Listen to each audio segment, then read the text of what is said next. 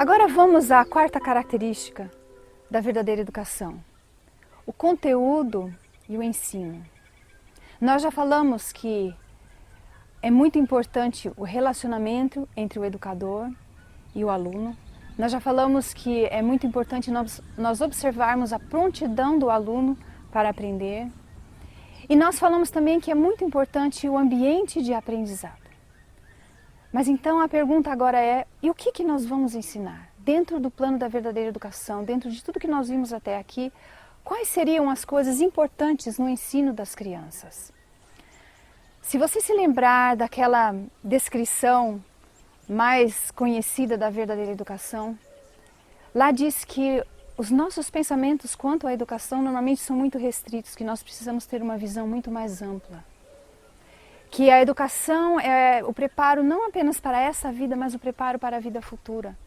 Que a educação desenvolve a pessoa física, mental e espiritualmente. Então nós vemos que é uma imagem muito mais abrangente do que normalmente nós costumamos pensar. Quando se fala em educação ou em conteúdo educacional, nós pensamos nas matérias da escola. Língua portuguesa, matemática, ciências e geografia. Mas quando nós olhamos dentro desse escopo da verdadeira educação, que é muito mais abrangente, ela com certeza tem um conteúdo muito mais rico do que apenas essas coisas. Uma citação muito interessante quanto ao método educacional de Jesus vai começar a nos explicar isso. Cristo só comunicava o conhecimento que podia ser utilizado. As instruções que dava ao povo limitavam-se às próprias necessidades que tinham na vida prática. Quando nós analisamos a história da educação nos tempos bíblicos e também durante a igreja primitiva, como nós já fizemos até aqui, nós vemos que a educação das crianças e dos jovens era extremamente prática. Eles aprendiam habilidades que eles precisavam para usar no dia a dia, eles aprendiam coisas que eram úteis para a vida deles e úteis também para o desenvolvimento do caráter. E um escritor americano, Vernon C. Sparks, organizou esses conselhos em um livro chamado Child Age and Education. Neste livro, ele faz uma lista de habilidades separadas em 3 fases. Essas 3 fases seriam o ensino informal, que vai do nascimento até os 8 a 10 anos, o ensino formal, entre 10 aos 15 anos aproximadamente, e o ensino avançado, que seria acima dos 15 anos. No ensino informal, até os 8 a 10 anos, quais seriam as coisas essenciais que uma criança deveria aprender?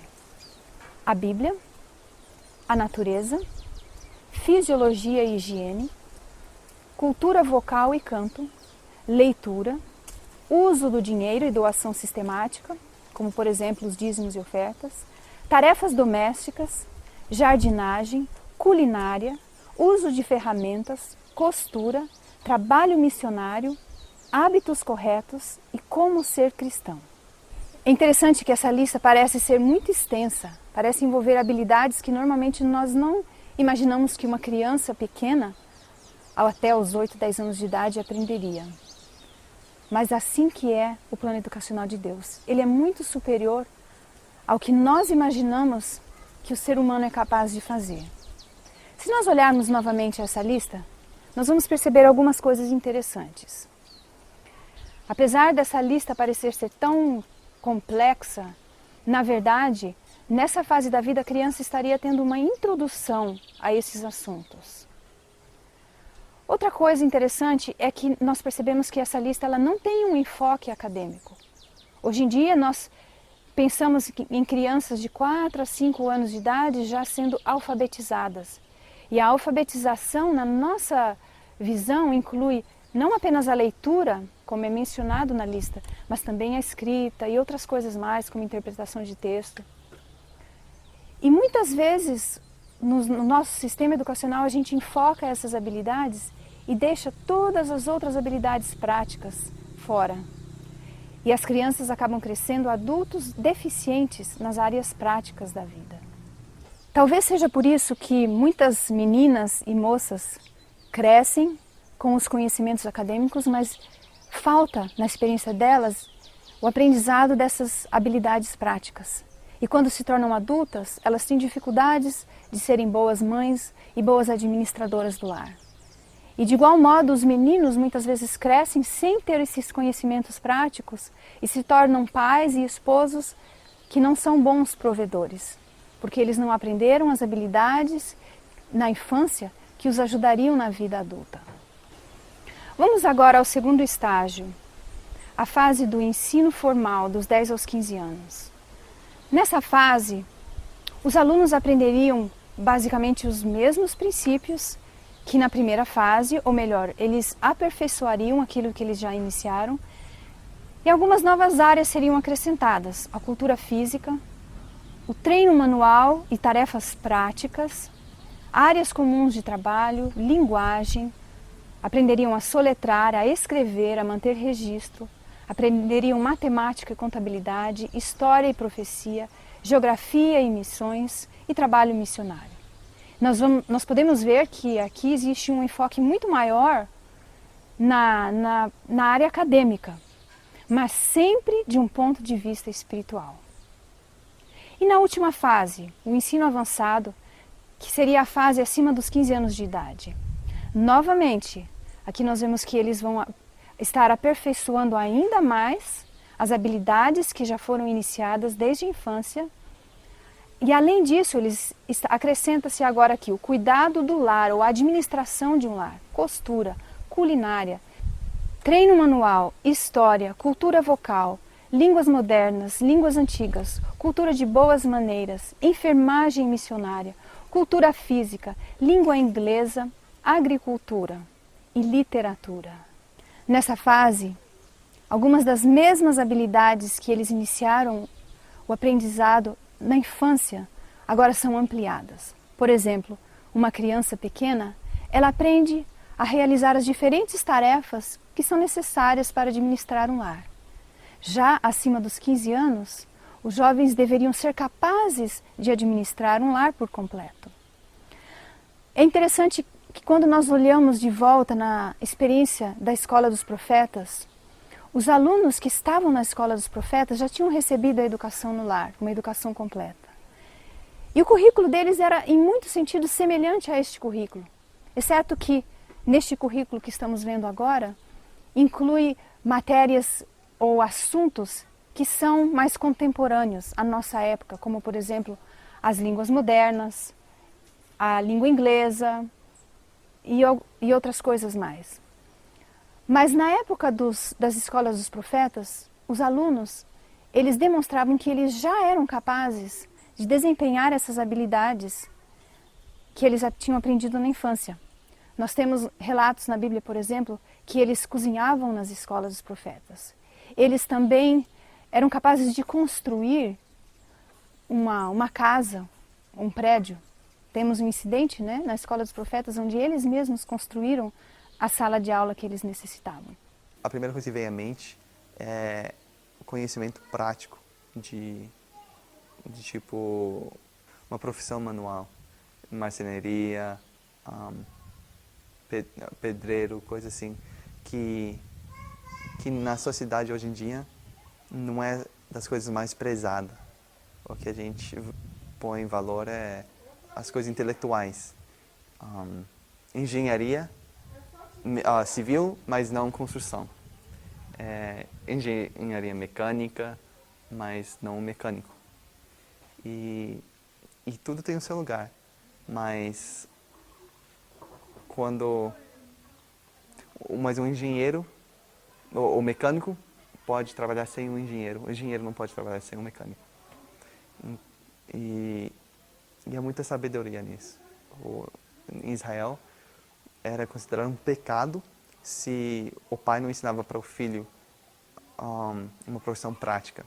Mesmo se ele fosse ser professor ou professor religioso ou príncipe, todos aprendiam uma profissão prática.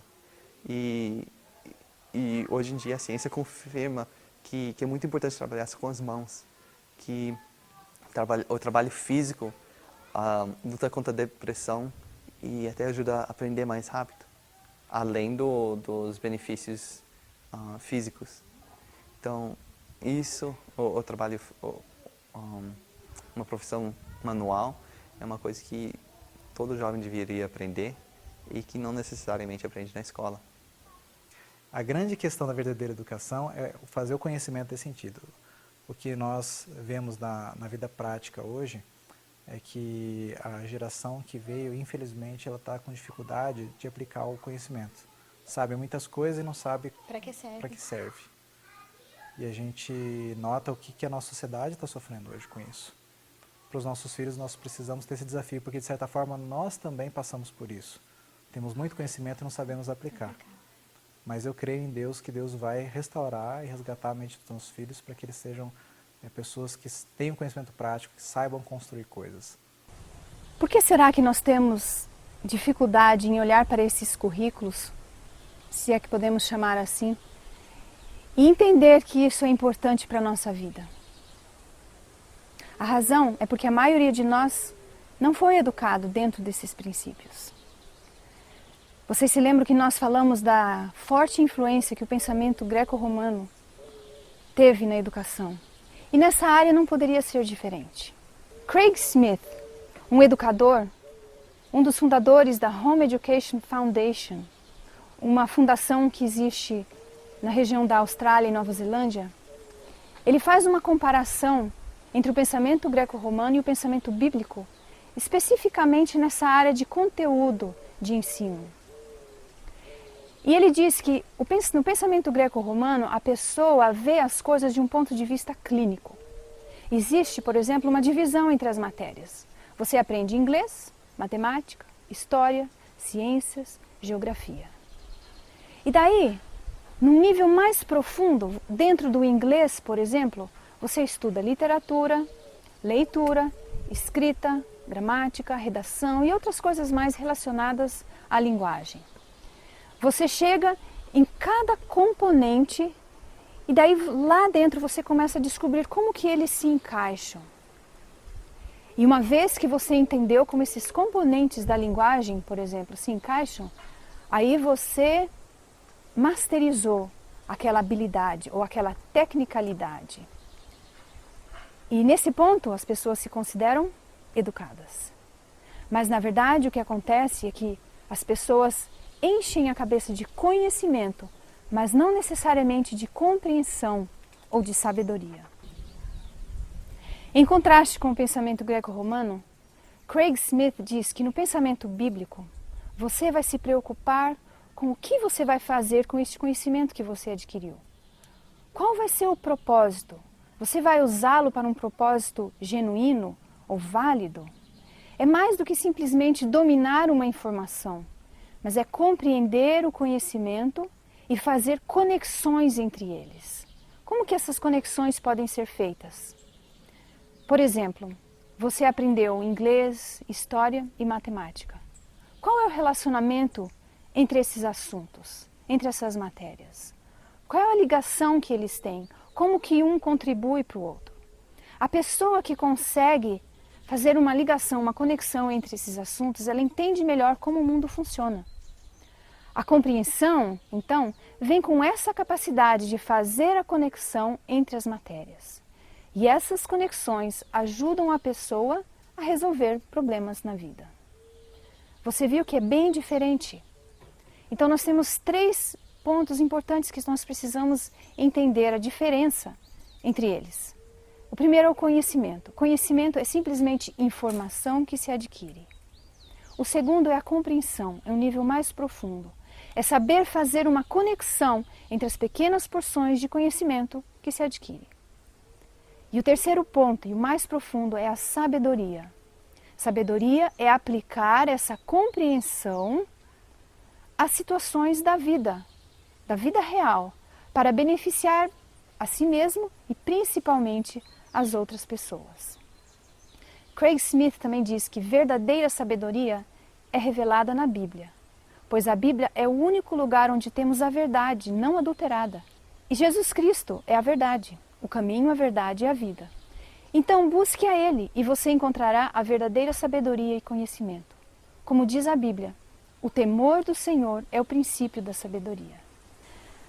Dentro dos princípios da verdadeira educação, nós entendemos então que além do conhecimento precisar ser prático, além do conhecimento precisar ser algo que vai nos desenvolver física, mental e espiritualmente, o conhecimento precisa ser algo que nós aplicamos às necessidades do dia a dia. Precisamos desenvolver habilidades úteis que vão nos ajudar a ser pessoas que vão servir ao próximo, pessoas que têm um propósito na vida. E acima de tudo, a Bíblia, a palavra de Deus, precisa ser a autoridade máxima em todas as áreas de conhecimento que nós formos adquirir. Tudo o que nós aprendemos, todo o conteúdo, precisa estar relacionado com a Bíblia, com o que Deus diz através de sua palavra.